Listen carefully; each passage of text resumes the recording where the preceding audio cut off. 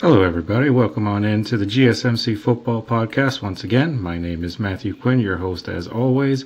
We've got a great show for you today. We'll be covering a number of things. We've got some NFL news, some latest updates, and things of that nature. And we've also got some season outlooks, as well as a look at a couple of big signings that happened earlier today involving the Bengals. And we'll talk about the Bengals a little bit later on. And make sure you stick around for later in the show. And I'm going to be doing my mock draft, picks 21 through 25. So that'll be interesting, of course. And I'll be interested to see what a number of you guys might think about my picks. But before we start, I would just like to ask that you guys like and follow the show. Any sort of support or donation or anything like that is definitely greatly appreciated. And as always, I wanted to just let you guys know that if you've got a question during the show, we do want to hear it. Your input is a big part of what makes this show great. And we thrive on your energy and insights. Whether it's a quick comment, a thoughtful question, or an opinion that you just have to share, don't hesitate to drop it in the chat. Now, if you want to make absolutely sure your message stands out and gets featured on the show, there is always an easy way to do that. Just use the super chat feature. Just click the $sign at the bottom of the chat, and then that'll send in your super chat. This guarantees that your message gets on the air, and it's also a fantastic way to support our channel. So we rely on your support to keep bringing you all of the sports content that you love, and we appreciate every single bit of you guys' support. So go ahead, let us know what you're thinking. Hit the chat button, the super chat, and let's keep this show as interactive and exciting as possible. And if you prefer, you can also go to GSMCsports.net to tip, donate, leave a comment, question, anything like that. We couldn't do what we do without you guys' amazing support, so we do appreciate everything that you guys contribute. And once again, the link is GSMCpodcast.net. All right, so let's go ahead and get into the first segment of our show. And I apologize, we had a little bit of technical difficulties there with the tips and donation screen, so I apologize about that. But live, you just got to kind of work with what you can when you're live. So I apologize, but let's move on. So we're going to get into some news updates, some different signings that happened over the past few days. The biggest ones, of course, involving the Cincinnati Bengals, and we will, of course, get further into detail later in the show when we talk a little bit more about the Bengals. And just a quick review, though, Ja'Marr Chase, he did sign a 4-year, $161 million deal. And that is also tied to T. Higgins, who also had a 4-year, $115 million deal. And that is about $28 million a year, roughly, for T. Higgins. Not sure exactly what the number is for Ja'Marr Chase, but I believe it is over $30 million a year. And, of course, that's making him one of the higher-paid receivers in the league, which is not really surprising considering how good of a receiver he is. And also, he won the Triple Crown this year. So that's obviously a very, very hard thing to do. Cooper Kupp did it a couple years ago, and Ja'Marr Chase was able to do it last year, despite the fact that the Bengals did not make the playoffs and got off to a pretty slow start. Their offense was still lights out for the most part. And they are also in talks to, extend defensive end Trey Hendrickson as well. There was talk that he wanted to be traded. He requested to be traded in the offseason so far, and they, haven't been able to find a trade partner right now. Perhaps they were maybe waiting until, Chase and Higgins were able to get their deals done. Most likely, I would think that's probably what they were waiting on, but now he is, interested in staying in Cincinnati with the, of course, re-signing of Chase and Higgins, because they want to basically just make this window that they have like a Super Bowl window, sort of, like they want, you would think it's probably about 4 years or so. I mean, all the deals are 4 years, of course, but it's that 4-year window. They've still got Joe Burrow in his prime, and they want to hold on to Chase and Higgins. And of course, Chase and Higgins are two of the best receivers in the league. And, obviously you want to keep those guys around as long as possible. And Trey Hendrickson led the league in sacks last year. And a funny piece of information that I found, a stat that I found out, some people may be aware of it, but the Bengals last year, they were the first team in NFL history to have the league leader in passing, the league leader in receiving, and the league leader in sacks, and still missed the playoffs. So, obviously not a stat that you want to be associated with, but still, very productive players, all of those guys. And with Burrow, Chase, and Higgins, another thing that you could kind of consider is that, because Burrow already takes up a good chunk of that salary cap. And I would think that part of the deals here, since there were two very big deals to two very quality receivers, just to keep them all in place, I would think some sort of thing in the contract maybe makes it a little bit easier for them to restructure Joe Burrow in the future, just so they can kind of add some more cap space to deal with that defense, because that defense is absolutely needing an upgrade, of course. But so of course, like I said, we're going to get into further details of the Bengals organization as a whole when we get a little bit later on in the show.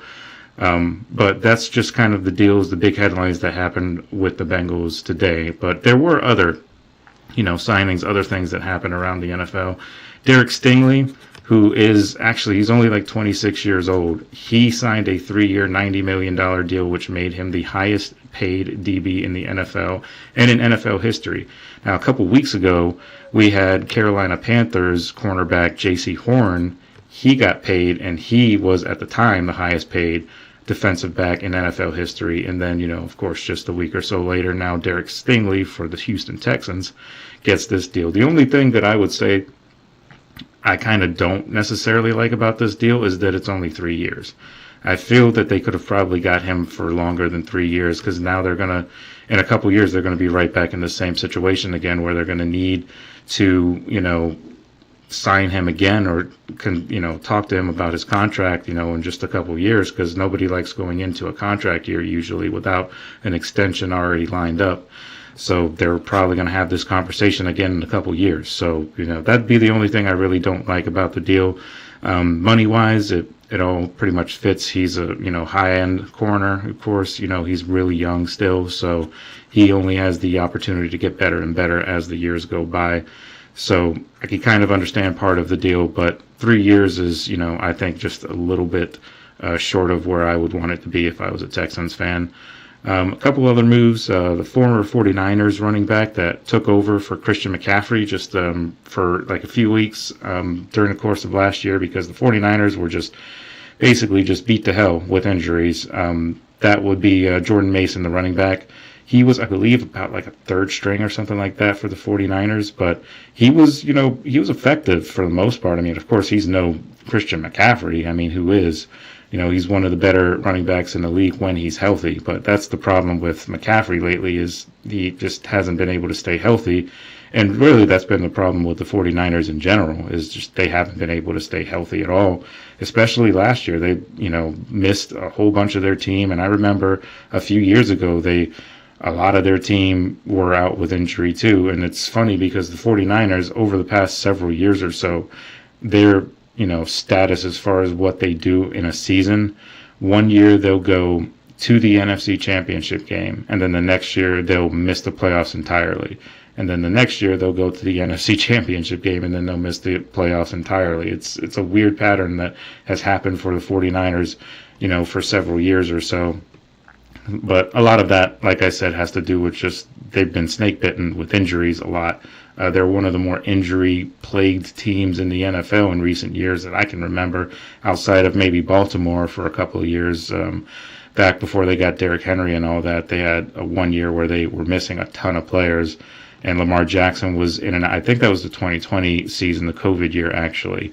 Because I remember specifically there was a game that they played on a Wednesday that was supposed to be like a Sunday night game, but ended up being on Wednesday because of COVID, and Lamar Jackson was hurt, and there was talk that he could play because they were extending the time until the game was played. It was just a whole mess of things. But that was the 1 year, I think, where they had a ton of injuries and, struggled to really do anything. They missed the playoffs that year. But, so he's Jordan Mason, back to the original trade. Jordan Mason was traded to the Vikings, which I think is a good deal for the Vikings because it gives you some quality, experienced depth behind Aaron Jones, who they just re-signed over the course of this offseason. So Jordan Mason is a proven guy that's been able to come in and, short relief or, just for a few games, and he can get you some quality yards. And he's not going to be the number one running back because, like I said, Aaron Jones was re-signed this offseason. But, it's a good piece to have behind him just in case something were to ever happen to him or, whatever the case may be. But other news, Kirk Cousins, this kind of happened sort of over the weekend. They informed him basically that he is going to be QB2 in Atlanta. And he has a no-trade clause in his contract, too. So they would have to, if a team wants him, they would have to offer some kind of crazy amount of money or something like that to convince them to remove that no-trade clause. But, Kirk Cousins is one of the better quarterbacks in terms of being financially paid, because he has made a ton of money off of different contracts, from when he was in Washington. Then he went to Minnesota on a really big contract. Then he got signed by Atlanta for another really, really big contract, and now he's going to be one of the most expensive backup quarterbacks in NFL history, if not the most expensive. I'd have to look up the numbers to know for sure there, but it's kind of a weird situation. I mean, in a way, it's kind of a good thing for Atlanta because they can still look at their rookie from last year, Michael Penix, who got a couple of games in of experience. They can kind of move on with him, and if anything were to happen injury-wise or if he struggles or something like that, then you still got Kirk Cousins right there. So, that's definitely helpful to have. It's just a shame that they have to, eat all of that salary cap to keep him.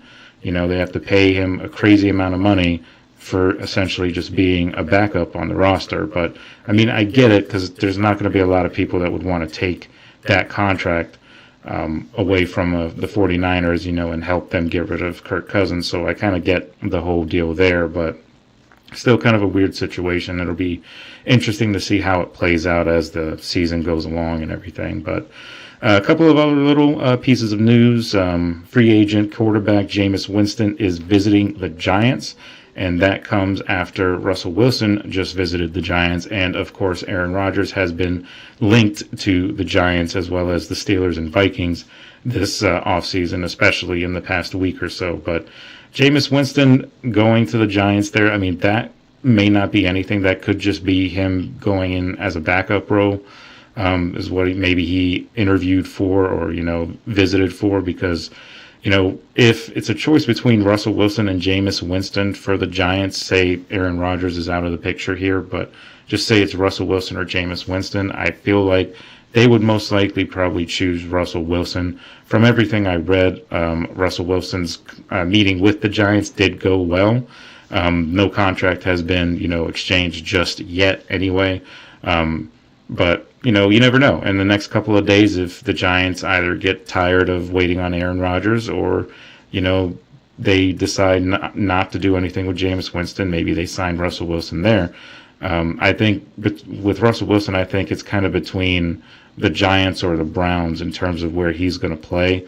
That would, like I said before, would be kind of an interesting situation if he went to Cleveland because Kenny Pickett is there right now. So Pickett would essentially be the backup, most likely, if Russell Wilson were to sign there. And it would be a very similar situation to what Kenny had in Pittsburgh when he ultimately decided to request for a trade when Russell Wilson was signed because he didn't want to compete for the number one job. And now he's going to probably have to do exactly that if he wants to be a starter for Cleveland. If, this all, of course, hinges on Russell Wilson signing, with the Browns. But you never know. I mean, anything can happen. I mean, I know Russell Wilson talked to the Titans as well. There hasn't really been any movement there. But, it's just these sort of things happen sometimes where everybody thinks that one player is going to go to one team and then another team just kind of comes out of nowhere and the player ends up signing there. So it's, you would think it's probably, with Russell Wilson anyway, it's probably going to get resolved relatively quickly, or at least, in the next coming days or so. Aaron Rodgers might take a little longer, in my opinion, but maybe we hear something from Russell Wilson over the next couple of days or so. But, yeah, so not a ton of things happening NFL news-wise today. The one other signing that we didn't mention here, but we covered on the Friday show, was the Cooper Kupp signing, the 3-year deal with Seattle. We touched on that a little bit on the last show. But yeah, outside of those moves, there hasn't really been a ton of things happening. teams are starting to kind of get ready for the NFL draft, which is in just under 40 days or something like that. But yeah, so that's pretty much it for our news update. And we're going to take one quick break here, and then we're going to come back and we're going to talk a little bit about some season outlooks before we ultimately dive into our mock draft and finish the show with some talk about the Bengals. So stick with us. We will be right back right after this. I feel like I'm losing my mind. Is everybody in the world blind? Please, Lord, give me a sign, a sign. I feel like I'm losing my mind. Is everybody in the world blind? Please, Lord, give me a sign, a sign. I wanna be the greatest. Everybody on the fake shit. I look around and feel like everybody is the fakest. I make this every day and I'm impatient, hoping one day I blow up from the basement. Statement, the top is so vacant. I don't hear shit that I think is amazing. Waiting for my day when I'm playing sold out shows for 1,000 faces. Hey, give me that crown, get in my way and to be put down. It ain't your place, all this my town. If I want that shit, then I'll get it right now. I'm losing it, the noose it fits, some losing shit, a stupid myth. You choose to live or choose to dip, you choose to fight or lose your grip and lose a gift. I feel like I'm losing my mind. Is everybody in the world blind? Please, Lord, give me a sign, a sign. I feel like I'm losing my mind. Is everybody in the world blind?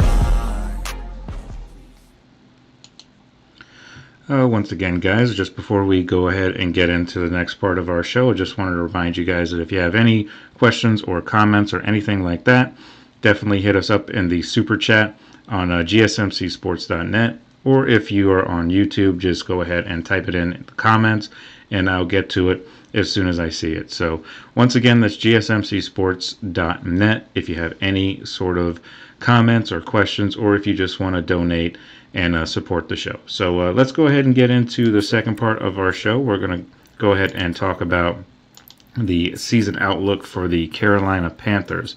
And I apologize, I'm having a little bit of technical difficulties here, but let me see. All right, sorry about that. Not really sure what that was, but anyway, moving on. We've got the season outlook for the Carolina Panthers, taking a look at what they did last season. It was sort of more the same from what we've seen from the Panthers over the past few years, with a little bit of twists here and there. There were some interesting things that happened towards the end of the Panthers season, but for the most part finished pretty much what everybody sort of figured they would finish. They were 5-12, third in the NFC South. They would have been a lot worse had it not been for the incident that happened pretty much in the middle of the year, where they started the season with Bryce Young. He struggled mightily. There was a few games where it just looked like he was essentially like a lost cause, and you felt bad for the guy because he just seemed like he was just not himself compared to, when he was at Alabama. But when he eventually was pulled, they went ahead and got Andy Dalton in there, and Dalton ended up winning a game for them against the Raiders, and it kind of ended a losing streak for the Panthers. And there was a little bit of positivity roaming around the facility, and he was playing relatively well, as well as a backup quarterback can when he's thrown into a situation like that.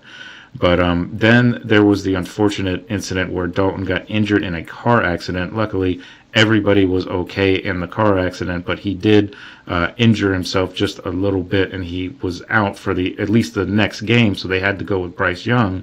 And Bryce Young actually started to play pretty well overall. I mean, the Panthers don't have a ton of weapons on that team, and he showed some promise. I mean, there was one particular game, there was a few games actually where he was just looking very good.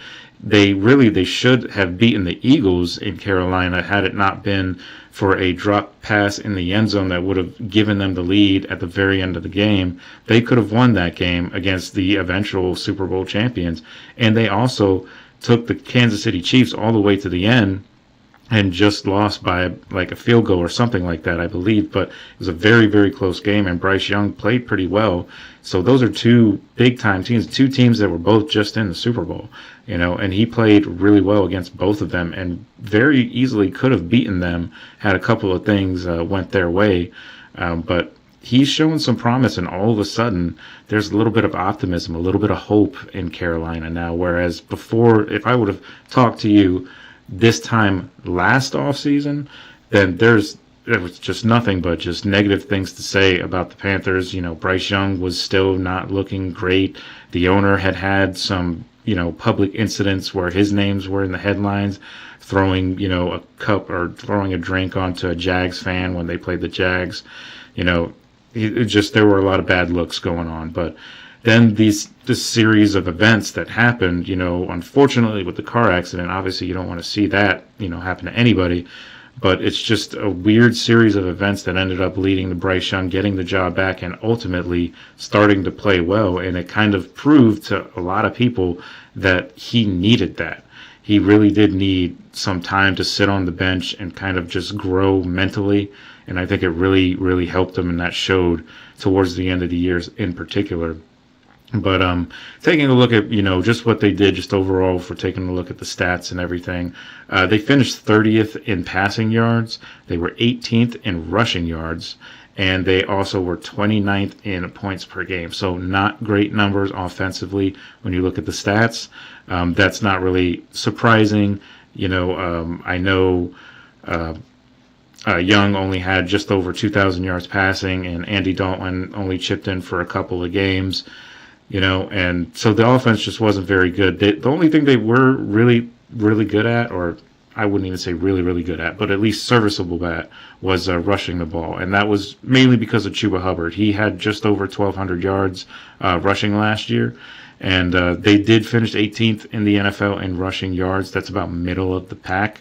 But if you're taking a look at just single individual players, Chuba Hubbard actually was pretty solid last year. The previous year he had the injuries and all of that, so he didn't play a ton of time. But he, played pretty well, all things considered, last year for the Panthers. Their defense, on the other hand, is very, very in need of improvement, very much so. They were dead last in points allowed, total yards allowed, and rushing yards allowed. And they were also 29th in sacks and 24th in interceptions. So they were bottom of the league in just about every defensive category. So there definitely needs to be an improvement there. Since losing Brian Burns to the Giants last offseason, you really, really saw that in their games where they were not able to protect the quarterback really at all. They had one of the worst teams in terms of pressure rate when you take a look at that stat. I know Pro Football Focus does stats like that a lot, and they were one of the worst teams in terms of that. So they gave up a lot of pressures, a lot of sacks, all that. So that, needs to be, or excuse me, they didn't get a lot of sacks at all. So that needs to be improved, of course, as well.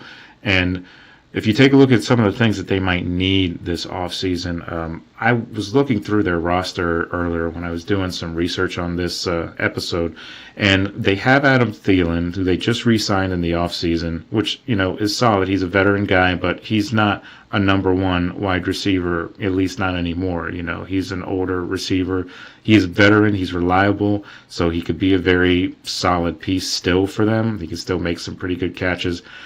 They also have Xavier Legette, but he's going to need to take a little bit of a leap here because he has promise. He could be a solid number two guy, but, on an offense that was lacking a ton of explosive weapons or high-name weapons, he had less than 500 yards receiving. So that needs to improve. I mean, I know he was a rookie last year and everything, but he was getting starting playtime, on a team that is still trying to find itself offensively as well. So that, needs to be taken into account as well. But Legette could be that guy, but he, like I said, he needs to really show something this season. I mean, not saying he's a bust or anything like that if he doesn't have a great year this year, because the Panthers are in need of a lot of things before they can really be competitive, but I still believe that they maybe need another receiver, maybe another veteran guy to come in, maybe like an Amari Cooper sort of guy, a guy that's not going to, blow you away in terms of being a wide receiver, but that's another veteran that you add on and sort of help Xavier Legette. Or maybe they draft a receiver in the upcoming draft.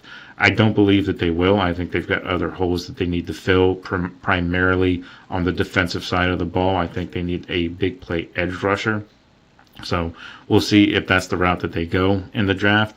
As I said earlier, J.C. Horn did receive a massive contract in the offseason, did make him the highest paid corner at the time before, of course, the Stingley contract earlier today. But giving him a nice contract, so that's helpful because you can keep him in the lineup for several years to come. He'll be your future, your franchise, corner and everything. So solid move by them on that part, but they need some edge pressure, or they need some edge help. Some just help all along that defensive line, because the hole that Brian Burns has left since he went to the Giants is pretty apparent, and they need to fill that hole as quickly as they possibly can.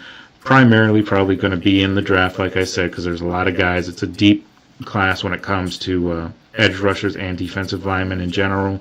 So look for them to potentially go that route in the first round. They have the 8th pick overall, so top 10 pick.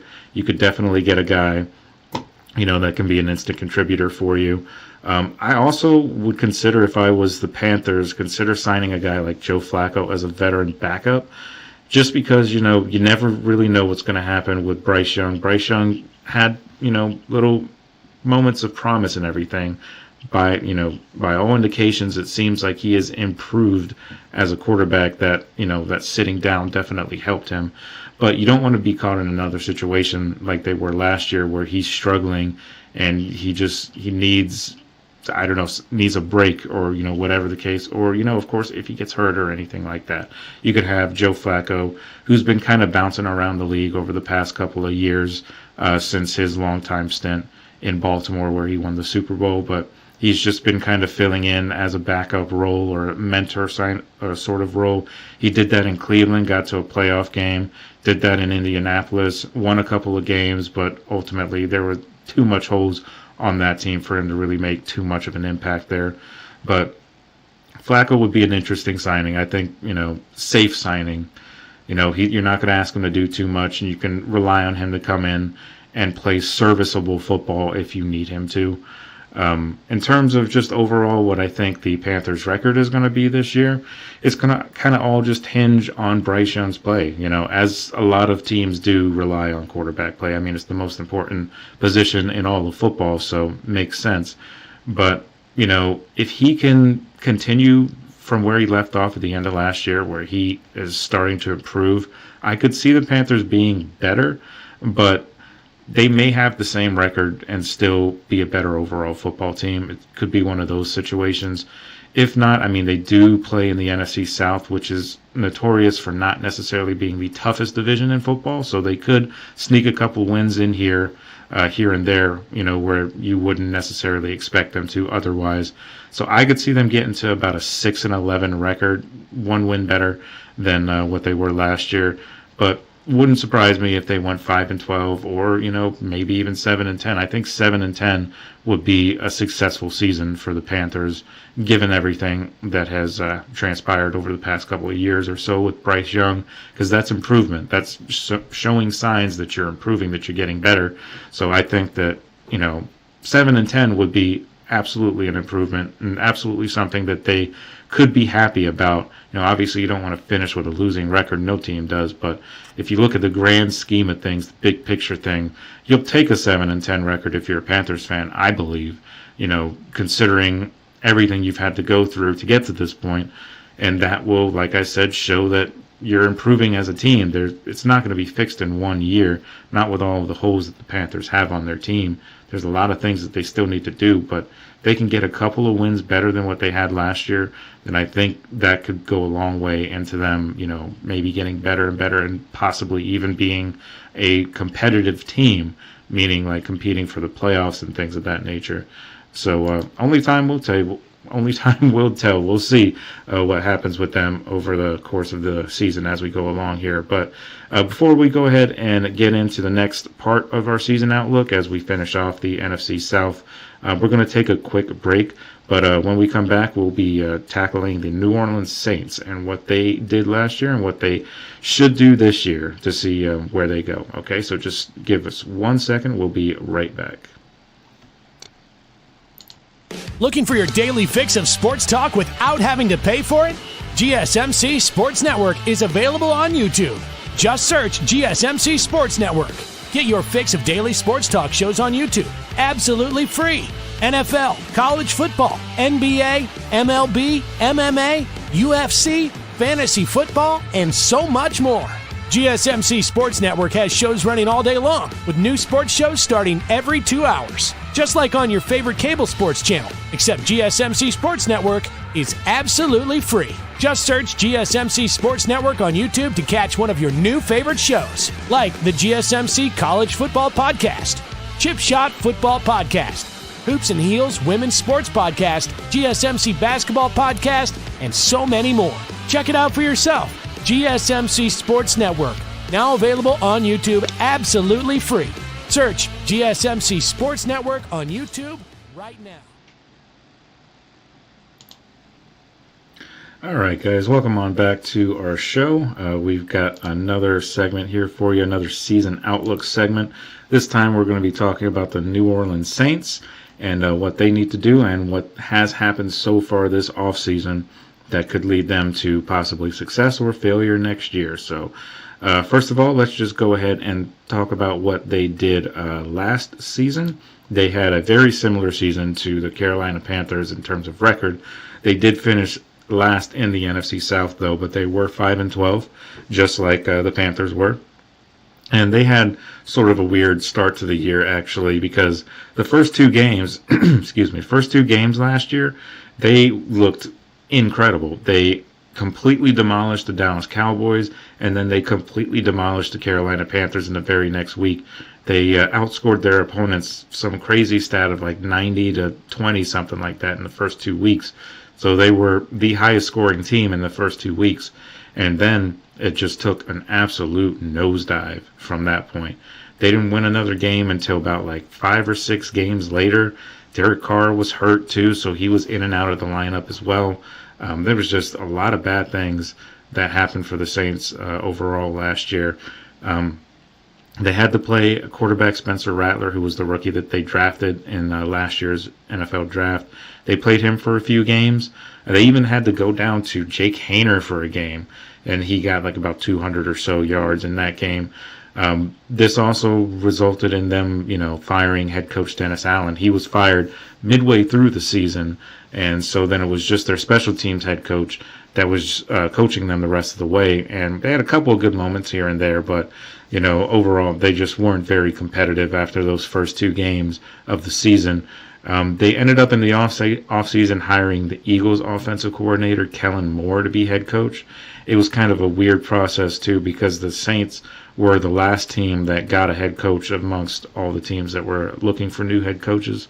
And it was strange because there was talk that, like, who necessarily would want that job. I mean, there's not a ton of hope right now in New Orleans.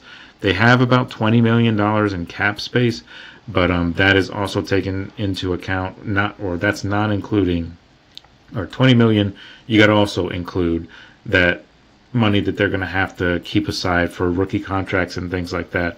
So they may have half of what they actually have. So they don't have a ton of cap space to work with in terms of free agents, and that's kind of why they haven't made a ton of moves free agency-wise. They've re-signed a couple of guys. They re-signed Chase Young, who hasn't necessarily proven that he could be a premier pass rusher and premier defensive end in this league yet. There was hope that he could be when he was originally drafted by Washington out of Ohio State, because he was looking like a very, very good prospect. He was very good at Ohio State, but it just hasn't really materialized in the NFL so far. So they re-signed him. They also re-signed Tyrann Mathieu. He's getting up there in age too. He's not the player that he once was. But these are just moves that they've kind of had to make. They can do some restructures too if they want to add up or, increase some more cap space or whatever the case. They can do that, but there's not a ton of things that they can really do to improve this team outside of just in the draft, hopefully having a great draft and knocking it out of the park with just about every pick, especially that first overall pick that they have, or their first pick of the draft, I should say. But if you take a look at just their stats overall last year, they were 23rd in passing with about 205 yards per game, 14th in rushing with 115 yards per game, and then 21st in total yards with 320 yards per game. But so that's kind of middle to low end of the NFL. Rushing, they were about middle of the pack at 14. But for the most part, they were sort of a bottom tier-ish offense, going in between quarterbacks like Derek Carr, Spencer Rattler, and then, of course, the one game with Jake Haener. They're not necessarily the best combination of quarterback options that they have in New Orleans, and they could look into maybe drafting a guy, at some point in this year's draft, because I don't know how confident they are in Derek Carr leading this team, at least leading this team into the playoffs. I mean, I think if you get the right weapons around Derek Carr, he could possibly at least get you to the playoffs. I don't know if he would be able to do any damage. I don't think he's a Super Bowl caliber quarterback by any stretch, but he could get you to the playoffs as long as he stays healthy. That's the other thing, is he's got to stay healthy. Otherwise the Saints are in for another year, that they had this past year. And I mean, who knows, they may end up having that year anyway, regardless of injuries. It's just the state that they're in right now. It's just not necessarily fun to be a Saints fan right now, but you never know what could happen. They could hit on a draft pick that completely changes how we look at this team going forward. You never know. I mean, take a look at Tom Brady. He was drafted in, I think it was like the 3rd round, 4th round, something like that, but he was a backup at Michigan, and then he just ended up being the greatest quarterback of all time, considered by many as the greatest, quarterback of all time anyway.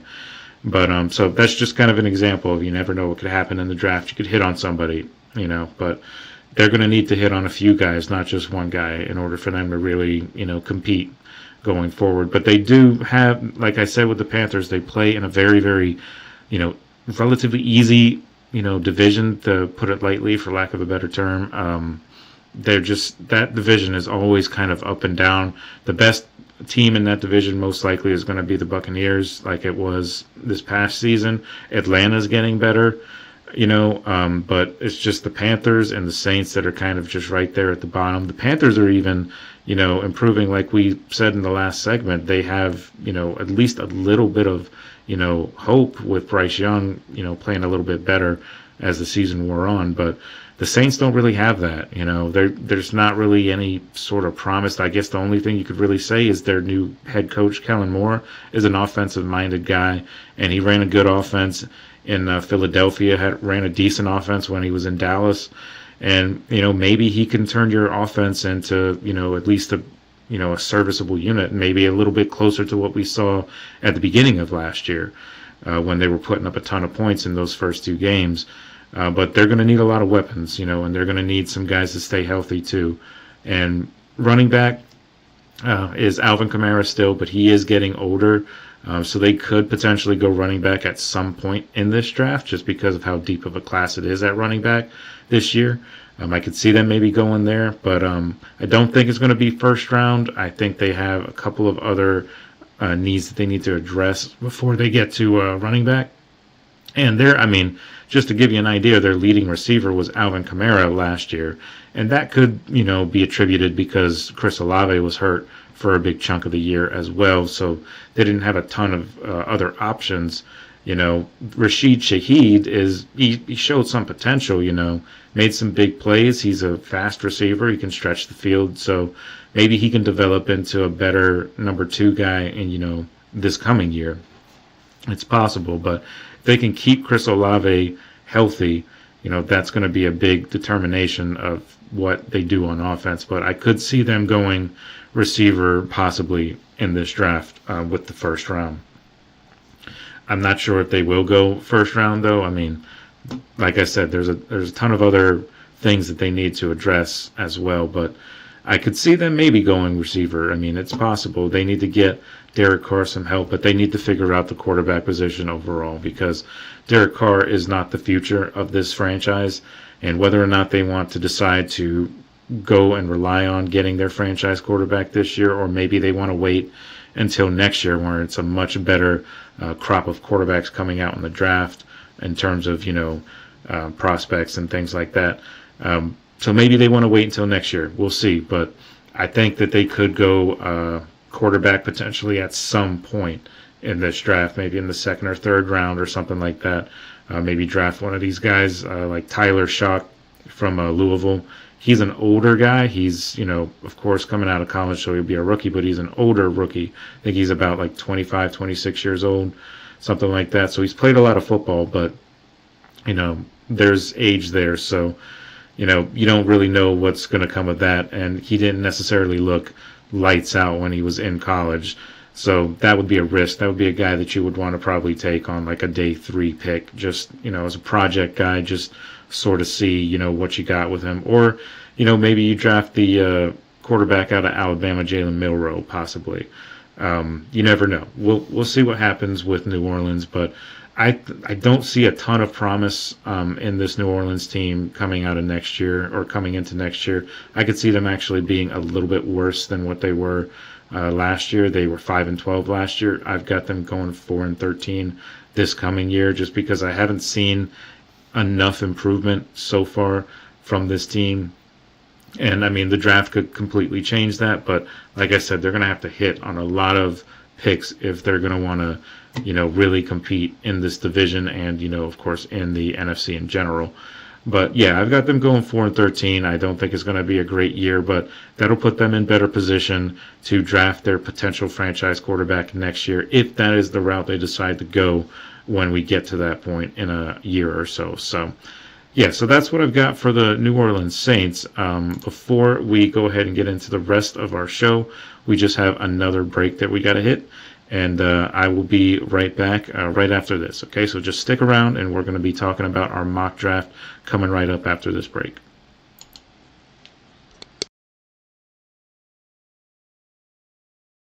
For the best and latest podcasts available anywhere, go to the podcast app on your cell phone and type in GSMC to access free content-rich podcasts on health and wellness, book reviews, sports, entertainment, relationships, social media, movies, technology, finance, and even weird news. Subscribe and download the GSMC Podcast Network's family of shows, available everywhere podcasts are found.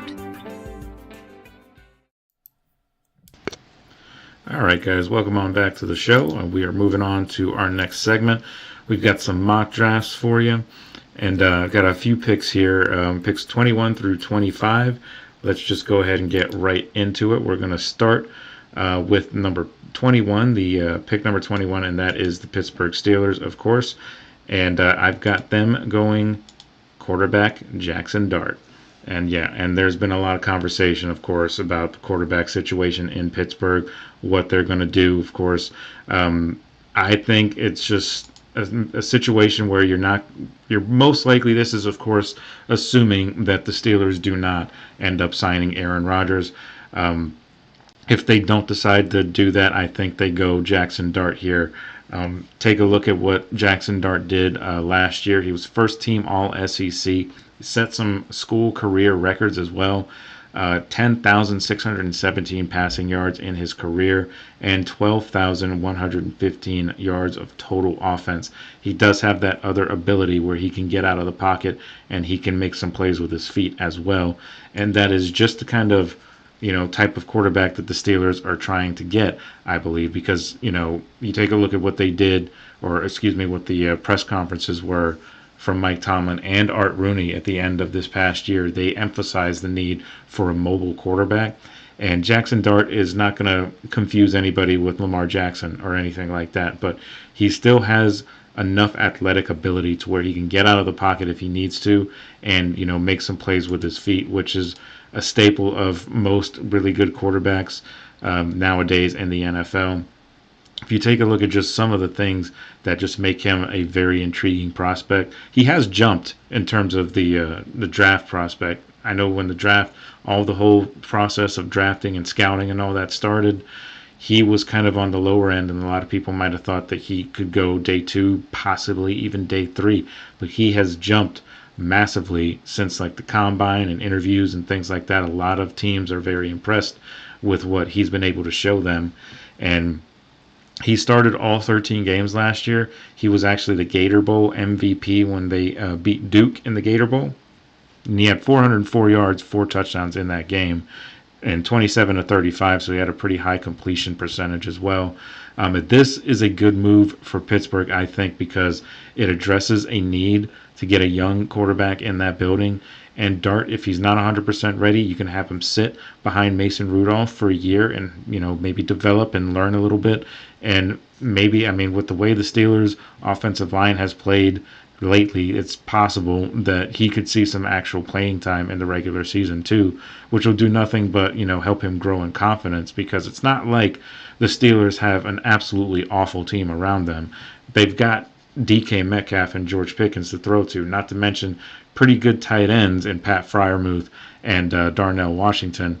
It's just their offensive line needs to be a little bit better, and we're hoping that it will be better because they will have Troy Fautanu back, who was hurt all of last year, tore his ACL. He was their first-round pick last year, and having him back healthy and putting Broderick Jones onto his natural side of the offensive line, which is the left-hand side. They drafted him to be a left tackle, not to be a right tackle, but he has spent his entire career to this point playing right tackle. So he's had an up and down career so far, had a pretty solid rookie year at right tackle, but last year, in his second year, he regressed big time. He struggled in a lot of situations, didn't even know the play was going on in a lot of instances, and was just not where you want him to be for a second-year offensive tackle. But I think a lot of that has to do with him playing out of position for the first couple of years of his career. They get him back on the left-hand side, and maybe he, improves and shows a little bit more of why they drafted him in the first round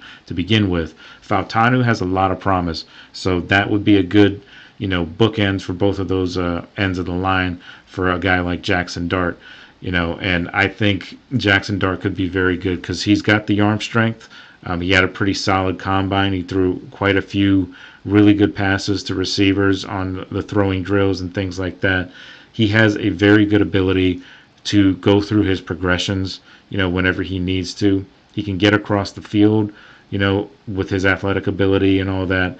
And he's pretty good at his decision making too, especially on third downs. Those situational decision making plays that you need, like on a big third down on a 3rd and 9 or something like that. You see a play and you see a guy come open, like on the flat or maybe on the side on like a little post route or something like that, or fade, and then you can hit him on one of those back shoulder fades or something like that. He's pretty good at that as well, which, of course, we've seen a ton of very good quarterbacks over the years hit that back shoulder fade, and it's very effective because it's very hard to defend if it's done in the correct way. He's got good accuracy, and he's got good drive, good velocity when he throws the ball. He does do a good job, as I said. He's a good decision maker, so he can get away from trouble. He can get away from sacks, things like that with his athletic ability, and he can recognize when it's coming, and then he can get out of the pocket pretty well.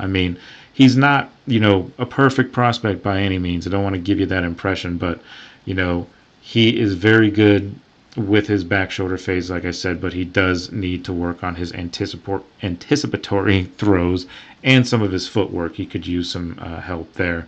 Getting on to our second pick here. I know we spent a little too long on that pick here, but we're going to go on to the Chargers, and I've got the Chargers going Mike Green, the edge rusher out of Marshall, and he is another interesting prospect, and it's from a relatively smaller school in terms of, it's not like the Power 5 schools like a, SEC, Big Ten sort of school or anything like that, but he is a solid player, and the Chargers need some help on the edge because Joey Bosa had been hurt, or excuse me, Joey Bosa had been released, and he is now in Buffalo with the Bills. So if you take a look at some of the attributes of Mike Green here, Last year, he was second team All-American, and he was also the Sun Belt Conference Defensive Player of the Year. He was very, very good. He actually led the entire country in all college football with 17 sacks, and he was also second in the nation with 22.5 tackles for loss. He led his team with 3 forced fumbles, and he was, fantastic for most of the year last year. And like I said, with the departure of Joey Bosa, this is a big, big need for the Chargers. He is an explosive edge rusher. He can get right around the blocks very, very quickly with his speed. He's got a very good motor. He plays with a high level of that violence, that physicality that you want to see out of an edge rusher. He's very good at that. He's an aggressive, physical presence. He can absolutely be a game wrecker, and that's just the kind of guy that they need with Joey Bosa departing. And he's got good burst, good leverage. He's just an all-around good edge rusher. He's got great instincts as well. So, and we saw that a lot in Marshall last year with some of the plays that he was making. I mean, 17 sacks. You don't get that way no matter what level of football you're playing at. You don't get to 17 sacks without being an effective edge rusher. So he could absolutely be a difference maker for the Chargers after losing Bosa to the Bills. Moving on to the 23rd pick in the draft, I've got the Green Bay Packers, and we've got them selecting Emeka Egbuka out of Ohio State. They need some help at the wide receiver position, especially with the questions up in the air with Christian Watson toward his ACL at the end of last year. So we don't know if he is going to be available or how healthy he will be if he is available. You figure he's probably going to miss a couple of games at least. But you got a guy like Emeka Egbuka who's had that experience playing in big games before. Of course, he won the national title last year with the quarterback Will Howard. Last year, he had 81 receptions, which led the team. He had just over 1,000 yards and 10 touchdowns. And he also set a school record with his career at Ohio State with 205 career receptions. Now, setting a career receptions record at Ohio State is a very impressive thing to do, because just a couple seasons ago, they had Marvin Harrison Jr., and he was the highest touted wide receiver coming out of the following draft. And, there's been tons of really great receivers over the years for Ohio State. So that's a very good number to have. If you're the Packers and you're looking at a guy like that, a guy who could be a difference maker, that would absolutely be the guy that I would go with if I was Green Bay. Like I said, they need another receiver. They need a big guy that can stretch the field. Christian Watson is not 100%, and, we don't know when he's going to be back at all. But you need a guy who can make some great catches, and he can absolutely do that. He's a great route runner. He's got good timing. He can get out of his breaks really well.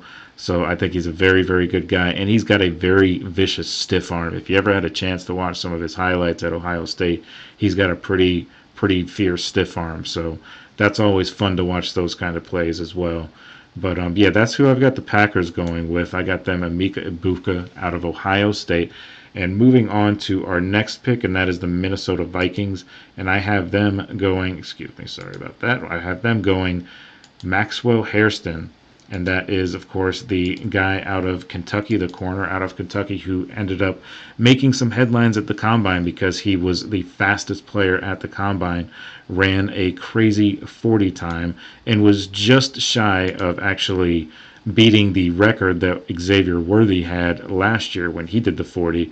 I think Xavier Worthy was about 4.21 second 40, and Hairston ran a 4.28 40-yard dash. So blistering speed, definitely something that you want on your secondary, especially with a lot of these, receivers nowadays in the NFL, who are, fast, not only physical, but fast as well. And he can run with the best of them, in terms of speed. He could probably put on a few extra pounds to deal with some of the physicality on some of the, receivers that are in this league.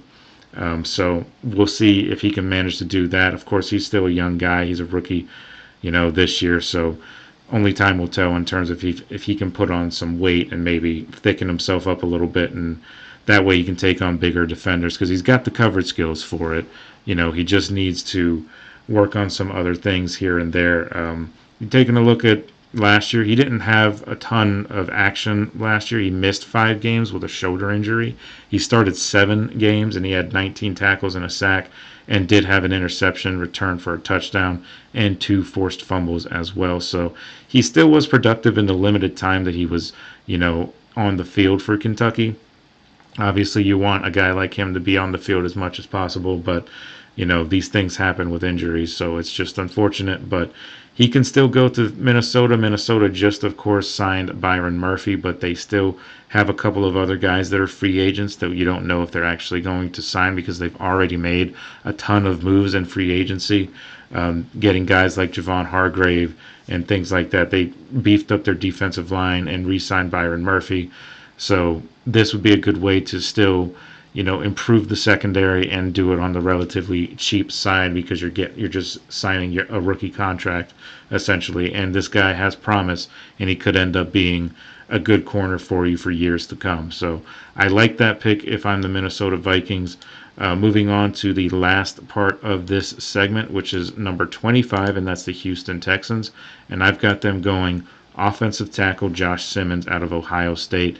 And this is for obvious reasons. We've talked about it several times over the course of the last couple of shows when I was talking about head-scratching decisions for the Texans, and that was trading their best offensive lineman, offensive tackle, Laramie Tunsil. So they need an immediate replacement, or at the very least, they need some guy who could be a solid future at that position, because you have a hole now that you need to fill because of the trade that you made with the Commanders. So trading Laramie Tunsil. And Josh Simmons is a quality guy. He's a championship caliber guy. He's played on the national championship team of Ohio State. He's got the size, he's got the length, all the things that you want on a starting tackle.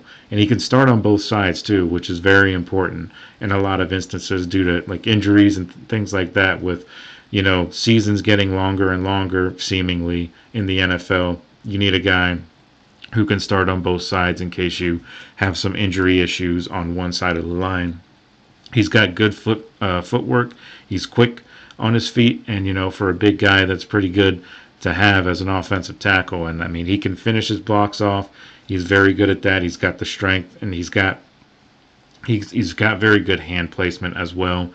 And he's one of the better pass protectors on that offensive line. And of course, that's definitely a good thing with Ohio State winning the national championship as well. So he is that pro-style offensive tackle that you look for. So I feel like the Texans would be doing a very good service to their team by getting rid. It would at least make that trade of Laramie Tunsil feel a little bit better. If you go out and you get a first-round left tackle, first-round offensive tackle prospect like Josh Simmons, even if he doesn't start for you right away, you have a solid future at that position if you can draft him. He did miss a lot of last year though, with his torn patellar tendon that he had, so that of course affects some of his draft stock as well. But he has overall been solid for Ohio State, even when he's been healthy, of course. But that is the really the concern, is how he's feeling after that injury. But still, it's a solid pick regardless, I think. And as long as he tests well and is physical and all that, then I don't think it's much of a risk to take a guy like that if I'm the Houston Texans. So yeah, so that is my mock draft for these guys, and I hope you guys enjoyed it. I don't know if everybody agrees with all of the things that I said, but this is just where I have it right now. So when we come back, we're going to get into our final segment of the day. We're going to talk a little bit about this Cincinnati Bengals situation, because it is an interesting situation here. Just kind of overall what's going on with them, and whether or not I believe they are loading up, or maybe they're hurting themselves in the future. We'll see. But just stay with us just for a couple of minutes, and we'll be right back after this break.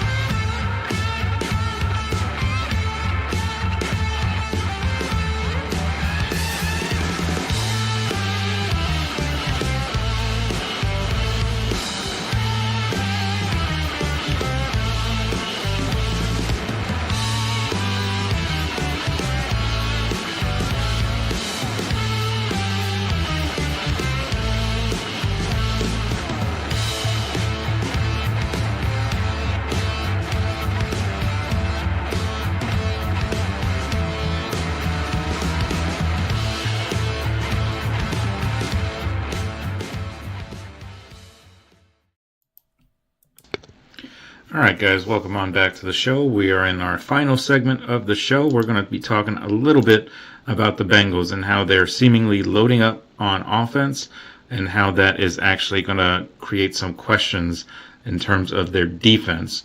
Because right now, of course, if you just review here, they've got Jamar Chase and T. Higgins locked up now with those big contracts that they signed earlier today.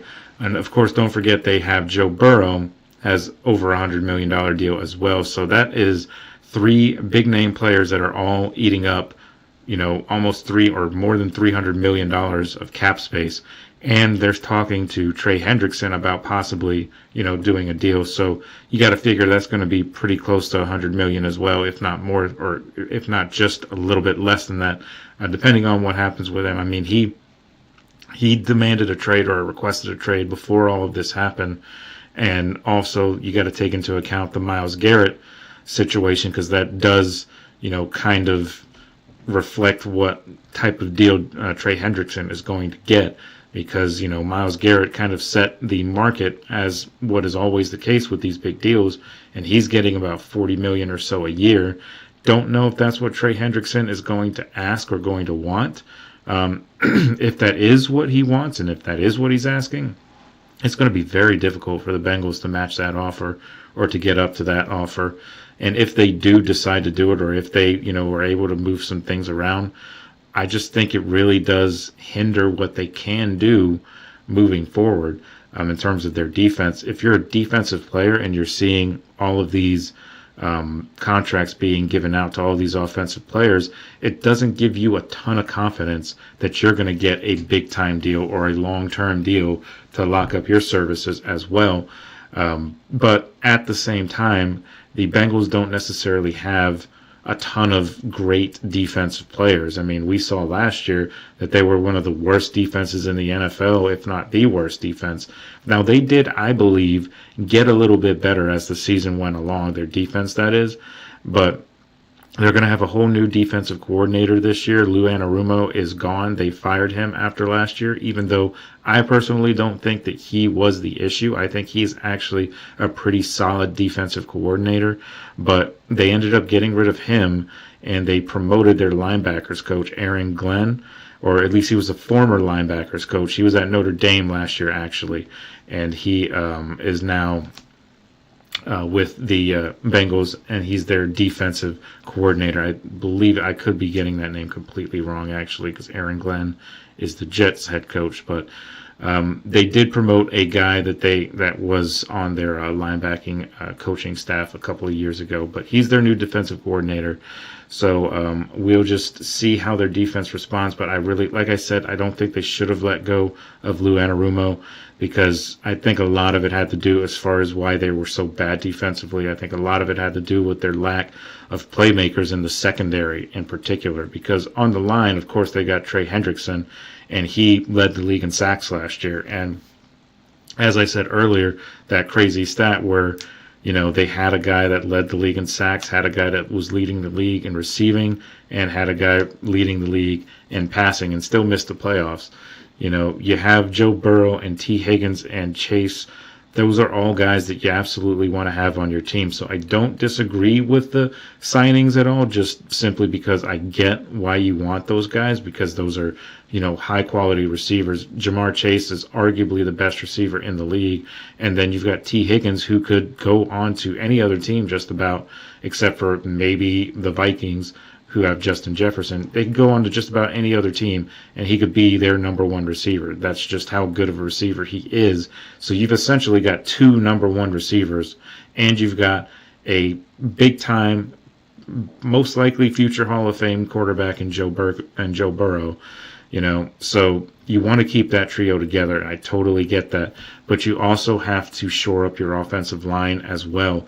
And when you continue to put so much money into these other players, and if you're trying to do a deal with Trey Hendrickson, that's almost all of the salary, all of the salary cap eaten up on those guys. So it doesn't leave you a ton of room to beef up your offensive line, or to shore up that leaky secondary, or to add some more guys, on the front 7. I mean, they added Oren Burks to the linebacker, so that's a decent improvement. But you need more than that. They need to really hit in the draft. That's really what it comes down to. But that just is kind of for this year, But this is just kind of going forward in their future. Like with these long deals, these 4-year deals, it just puts you, even though it's good because you're locking down your best players and that's the guys that you want to keep your core together so that you can still have this Super Bowl window. And as long as you've got Joe Burrow and those two receivers, you always have a shot, at making some noise. But if you continue to roll out the same terrible leaky defense that you rolled out last year, you're just going to have the same situations pop up. And the other thing that the Bengals really, really have to stop doing is starting very slow. They start slow in just about every single year, and they're in a 1-4 hole or an 0-3 hole, and then they have to dig themselves out of it throughout the course of the year. And by the time the end of the season rolls around, they're either fighting for a wild card spot or they're missing out on the playoffs entirely. And for a team that is loaded offensively as these guys are, they should be in the playoffs. They should not be a team that is watching everybody else play in the playoffs. I mean, Joe Burrow had 43 touchdowns and 6 interceptions last year, and they missed the playoffs. He led the league in passing yards as well, and they missed the playoffs. Jamar Chase had the triple crown, had the most receptions, most receiving yards, and most receiving touchdowns out of anybody in the league last year, and they missed the playoffs. The only thing that kind of gives me a little bit of hope if I'm a Bengals fan is that last offseason, you had these same questions that were going into this offseason in terms of, are we going to get a deal done for Jamar Chase? Is T. Higgins going to be gone after this year because he needs a new deal? And what's going to happen with Trey Hendrickson? Those were all the major questions last offseason, and they were all the major questions this offseason. They got 2 out of those 3 done with Jamar Chase and T. Higgins, so I think that's a little bit of hope there that now they've got all of these guys, at least offensively, locked up. And if they can get Trey Hendrickson locked up, that might motivate them a little bit more to playing better defensively or, doing more offensively to make sure that you have enough points to win the game. But defensively is where it needs to improve because they can't be giving up or they can't be scoring about 38 points a game, the offense that is, and then still losing games because the defense can't stop anybody. There was a game last year, there were several games last year in which the Bengals, they would have 38, 40 points sometimes and still lose games. That's just unacceptable. I know it's a very offensive driven league this year nowadays in the NFL, but you got to have some sort of defense. And if you take a look at some of the past winners, excluding this year, of course, because the Eagles had a tremendous defense and as well as a good offense, but over the course of the years, you can get away with winning a Super Bowl if you have just a decent defense, as long as you have a big-time offense, franchise quarterback, big-time weapons, and the Bengals absolutely have that. They've been to the Super Bowl with that same core, and their defense was a little bit better that year, and you saw what they could do. If their defense can just be decent, that offense is good enough that where they can get all the way to the Super Bowl and potentially win it. I mean, they have beaten Patrick Mahomes in the playoffs. There's only, I guess, now 3 quarterbacks that have done that, and that's Tom Brady, Jalen Hurts, and Joe Burrow. 3 quarterbacks that have beaten Patrick Mahomes in the postseason. So he can absolutely do it. He can go into Arrowhead. He's shown it. They just need a defense to back him up and to back Chase up and Higgins up. And these big contracts, though they are good for the offense, it doesn't do the defense any favors because the defense still needs to be upgraded as well. And I don't know how you're going to be able to offer big-time contracts to secondary players, corners, safeties, other linebackers, and things like that if you're giving out all of this money to your offense, And like I said, I get why they did it.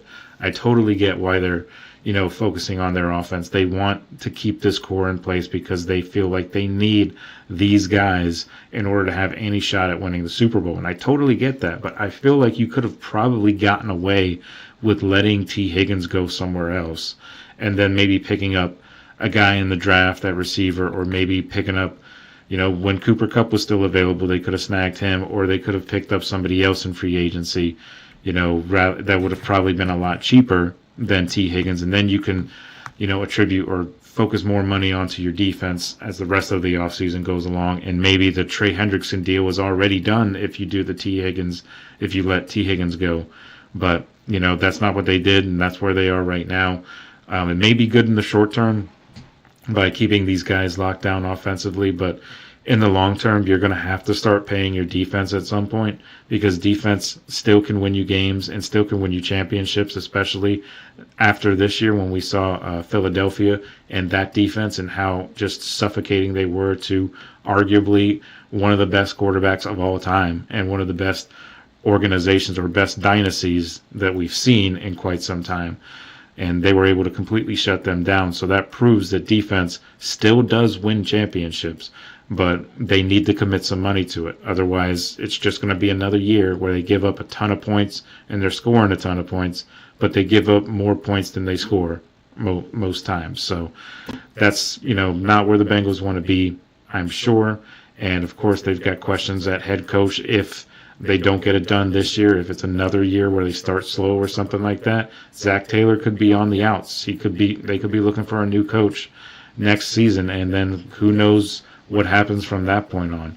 So a lot of questions for the Bengals, after these deals. It's a good and bad thing that they did today, in my opinion, because, like I said, it just leaves too many questions up in the air for that defense and how it's going to look going forward. But yeah, so anyway, that just about covers it for everything I have for you on the show. I hope that you guys enjoyed it. I do apologize for the earlier technical difficulties that we had. I was trying to fix everything as we were going through things, so I do apologize for any sort of interruption or stammering or anything like that, as I was just trying to get this screen back up. For some reason it just wasn't working. I'm not really sure why, but we got through it. It's a live show. You kind of just got to roll with the punches. So I do thank you guys for tuning in and bearing with me on that part. So thanks for tuning in, as always, to the GSMC Football Podcast, and we were brought to you, like I said before, by the GSMC Sports Network.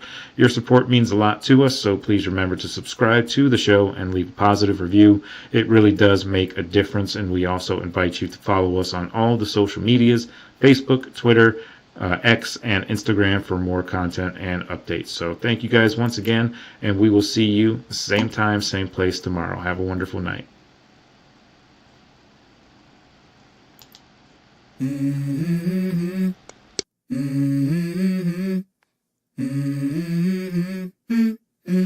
Let's go. I wake up to a little bit of drool on my pillow, feel like it's gonna be a bad day. Yeah, I'm tired of shit, and the coffee ain't hit yet, damn, ain't that great.